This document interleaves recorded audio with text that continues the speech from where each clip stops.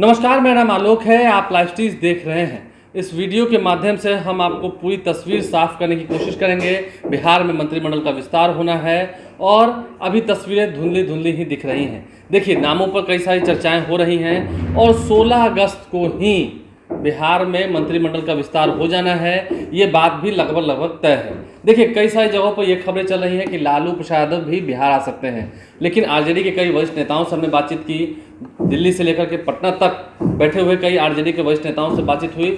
लालू प्रसाद यादव फिलहाल बिहार नहीं आ रहे हैं, अभी वो अस्वस्थ हैं। हाँ, आने वाले समय में 1 महीने के अंदर, 1.5 महीने के अंदर वो पटना आएंगे, लेकिन ये कह देना कि कैबिनेट विस्तार के दौरान लालू प्रसाद यादव पटना में मौजूद रहेंगे, ये बात सही नहीं है। अभी उनके पटना आने का कोई कार्यक्रम तय नहीं हुआ है।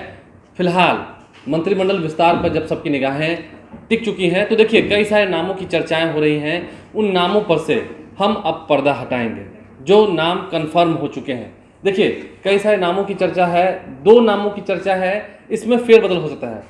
अवध बिहारी चौधरी के नाम की चर्चा है कि वो विधानसभा अध्यक्ष भी बना सकते हैं। इसके साथ साथ आलोक मेहता, जिन्हें मंत्री बनना ही है, मंत्री बनना उनका तय है। लेकिन अभी कंफ्यूजन इस बात पर है, मतलब जो चर्चाएं फिलहाल हो रही हैं, आलोक मेहता को भी विधानसभा अध्यक्ष बनाया जा सकता है। इसके बदले में अवध बिहारी चौधरी, जो कि काफ़ी सीनियर लीडर हैं, उन्हें मंत्री बनाया जा सकता है। लेकिन अगर अवध बिहारी चौधरी मंत्री बने, विधानसभा अध्यक्ष बने, तो फिर आलोक मेहता मंत्री बनेंगे। ये बात भी तय है। विधानसभा अध्यक्ष और मंत्री की कुर्सी अदल बदल हो जाएगी, आगे पीछे हो जाएगी। लेकिन अगर अवध बिहारी चौधरी विधानसभा अध्यक्ष बनते हैं तो आलोक मेहता मंत्री बनेंगे। लेकिन अगर आलोक मेहता विधानसभा अध्यक्ष बनते हैं, जिनके नामों की पुरजोर चर्चा है, तब फिर इस सूरत में अवध बिहारी चौधरी को मंत्री बनाया जाएगा। अब चलिए आगे बढ़ते हैं, नामों की चर्चा करते हैं। भाई वीरेंद्र के नाम की चर्चा है। भाई वीरेंद्र मंत्री बन सकते हैं इस बार। लालू प्रसाद यादव ने, तेजस्वी यादव ने उन पर भरोसा जताया है और भाई वीरेंद्र का भी मंत्री बनना लगभग तय है।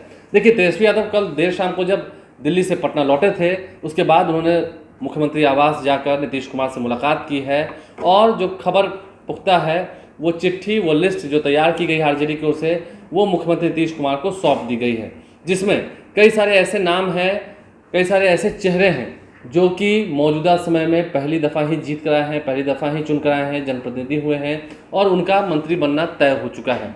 कुमार सर्वजीत के नाम की चर्चा है। कुमार सर्वजीत भी मंत्री बन सकते हैं, ये नाम भी लगभग फाइनल समझिए। इसके अलावा समीर कुमार महासेठ काफ़ी लंबे समय से आरजेडी के साथ हैं, बीच में हार जीत लगी रहती है, लेकिन हाँ, चुनाव जीते हैं इस बार। समीर कुमार महासेठ का भी मंत्री बनना लगभग तय है।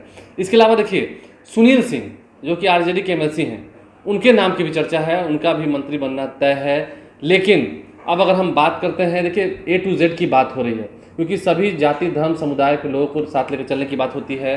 तो ऐसे में अब सुनील सिंह की जगह कहीं सुधाकर सिंह मंत्री बन जाए, इस बात की संभावना है। सुधाकर सिंह जो कि आरजेडी के प्रदेश अध्यक्ष जगदानंद सिंह के बेटे हैं, उनके मंत्री बनने की भी चर्चा है। कुमार सर्वजीत की बात हमने आपको बता ही दी है, भाई वीरेंद्र की चर्चा कर ही दी है, आलोक मेहता का नाम हमने ले ही लिया है। तेज प्रताप यादव मंत्री बनने से कोई रोक ही नहीं सकता। तेज प्रताप यादव का भी मंत्री बनना लगभग तय है। इसके अलावा देखिए कई सारे जो नाम हैं, अब अगर हम महिलाओं की बात करते हैं तो महिलाओं में अनीता देवी का नाम सबसे प्रबल रूप से चल रहा है और अनीता देवी भी मंत्री बन सकती हैं। इसके अलावा अगर हम बात करें A to Z की जब बात हो रही है, तो ब्रह्मर्षि समाज से, यानी कि भूमिहार समाज से, देखिए हाल ही में बिहार विधान परिषद में 3 ऐसे सदस्य चुनकर आए जो कि भूमिहार समाज से हैं। उसमें कार्तिक सिंह जो मास्टर साहब के नाम से काफ़ी प्रसिद्ध हैं, अनंत सिंह के बेहद खास हैं, अजय सिंह वो भी जीत कर आए हैं। इसके अलावा सौरभ कुमार जो कि पटना में उनका अपना आशा फर्नीचर का व्यवसाय भी है, वो भी भूमिहार समाज से आते हैं। लेकिन जो नाम की चर्चा है, सौरभ कुमार मंत्री बन सकते हैं, इस बात की प्रबल संभावना है। देखिए, हम विश्वस्त सूत्रों से जानकारी प्राप्त करके आप तक ये पहुंचा रहे हैं, क्योंकि नामों पर चर्चा लालू प्रसाद यादव के साथ तेजस्वी यादव की हो चुकी है। अब लगभग नाम जो है फाइनल हो चुके हैं, क्योंकि अभी राबड़ी आवास पे कुछ देर पहले से ही मीटिंग चल रही है, आरजेडी कोर कमेटी की बैठक हो रही है। तमाम जितने आरजेडी के वरिष्ठ नेता हैं वो भी वहाँ पहुँचे हैं और अब लगभग जो है वो मीटिंग खत्म होने को भी है। तो यानी कि तमाम जितने नाम हैं उन पर मुहर लग चुकी है। कल यानी कि 15 अगस्त को देश जब अपना 76वां स्वतंत्रता दिवस मनाएगा, आज़ादी का अमृत महोत्सव भी मनाया जा रहा है, बिहार में भी राजकीय समारोह का आयोजन किया गया है। पटना के ऐतिहासिक गांधी मैदान में नीतीश कुमार झंडोत्तोलन करेंगे। कल लंबे समय के बाद तेजस्वी यादव भी इस राजकीय समारोह में शिरकत करने गांधी मैदान पहुंचेंगे और कल देर शाम के बाद से फ़ोन जाने शुरू हो जाएंगे। मुबारक हो, आप मंत्री बन रहे हैं, कल आपको शपथ लेना है, क्योंकि ये बात भी लगभग तय है। देखिए, हम लगभग इसलिए कह रहे हैं क्योंकि 95% जिन नामों का जिक्र हमने आपके सामने किया है, 95% ये मान के चलिए उन नामों का ऐलान होना ही सिर्फ बाकी रह गया है, क्योंकि विश्वास सूत्रों के हवाले से जो खबर निकल के आ रही है, अब सिर्फ औपचारिक ऐलान होना बाकी है और कल देर शाम के बाद से नामों का ऐलान हो सकता है और 16 तारीख को ही, 16 अगस्त को ही बिहार में मंत्रिमंडल का विस्तार होगा, राजभवन में शपथ ग्रहण समारोह होगा, जिसमें तमाम जितने महागठबंधन के वरिष्ठ नेता हैं। अब देखिए, हम बात कर रहे हैं अगर कांग्रेस की, तो कांग्रेस में भी शकील अहमद खां हो या फिर राजेश राम हो, इन लोगों के मंत्री बनने की चर्चा है, क्योंकि बिहार कांग्रेस के प्रभारी भक्तचरण दास ने ये बातें साफ कह दी है कि पहले चरण में 2 मंत्री ही कांग्रेस कोटे से बनेंगे, उसके बाद फिर एक और मंत्री बन सकते हैं।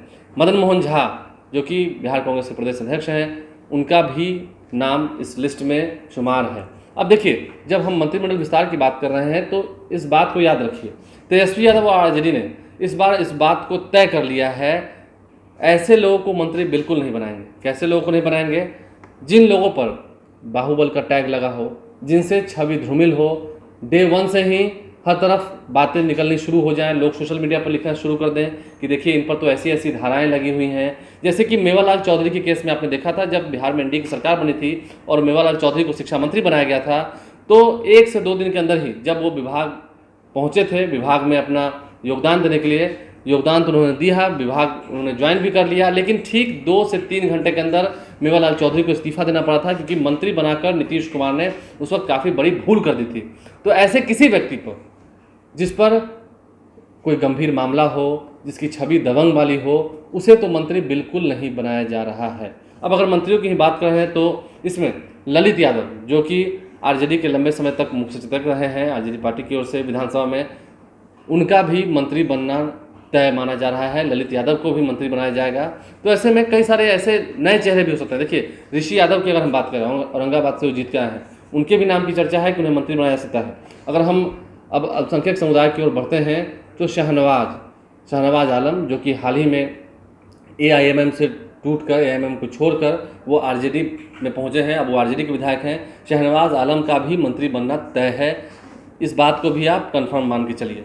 तो ऐसे में देखिए, कई सारे नामों की चर्चाएं हो रही हैं, किन लोगों को मंत्री नहीं बनाना। आरजेडी ने साफ साफ इस बात के संदेश दे दिए हैं, जो कंफर्म सूत्रों के बारे से खबर है, सभी जिलाध्यक्षों को ये तक चिट्ठी लिख दी गई है कि अगर आपके कमेटी में, आपके ज़िले में कोई ऐसे व्यक्ति हो जो कि समाज में अब नफरत फैला रहे हो, या पहले वाली अगर बातों को सोच रहे हो कि कहीं पिस्तौल लहरा देंगे, कहीं हथियार लहरा देंगे या किसी से कुछ दबंगाई कर लेंगे, तो ये होना नहीं है। अब आरजेडी का स्वरूप जो है वो बदल चुका है। दबंगाई की किसी से शिकायत सुनने को मिल गई और उसके बाद फिर आरजेडी से आपकी छुट्टी हो जाएगी, ये बात भी तय है। तो ऐसे किसी भी व्यक्ति को मंत्री नहीं बनाया जाएगा जिस पर कोई गंभीर मामला लदा हुआ हो, कोई गंभीर मामला चल रहा हो या किसी गंभीर आरोप में वो घिरे हुए हों। तो इन सब बातों का ख्याल आरजेडी रख रही है, ताकि महागठबंधन की जो सरकार बनी है 2024-25 तक, जब चुनाव होंगे उस वक्त तक ये गठबंधन अटूट रहे और अच्छी संख्या में सीटें जीत कर आएँ, कोई बदनामी ना हो, विपक्ष को उंगली उठाने का मौका न मिले। क्योंकि तेजस्वी यादव सिंचाई, कमाई, रोजगार, पढ़ाई लिखाई, दवाई, कार्रवाई की बात कर रहे हैं, तो सबसे पहले वो अपने ऊपर उंगली उठता हुआ नहीं देख सकते हैं। तो इन तमाम बातों की जानकारी जो हमें मिली है, मंत्रिमंडल विस्तार बस होने ही वाला है। कल देर शाम के बाद से औपचारिक ऐलान हो जाएगा, नामों की जो लिस्ट है उसे जारी कर दिया जाएगा और फिर 16 अगस्त को राजभवन में तैयारी शुरू हो चुकी है शपथ ग्रहण समारोह को लेकर। आप लाइव स्ट्रीम से बने रहें, हमारे चैनल को सब्सक्राइब कर लें, साथ साथ फेसबुक पेज भी लाइक करें। धन्यवाद।